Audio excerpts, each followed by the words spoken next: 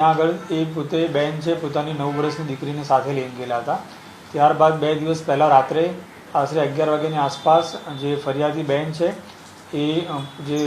Honour છે ઓનરની સાથે સિંગરવા ખાતે જે માલ સામાન હતો માલ સામાનની ડિલિવરી આપવા માટે ગયેલા હતા અને તે દરમિયાન જે પોતાની 9 વર્ષની સગીર બાળા હતી તેને દુકાન ઉપર મૂકીને ગયેલા હતા.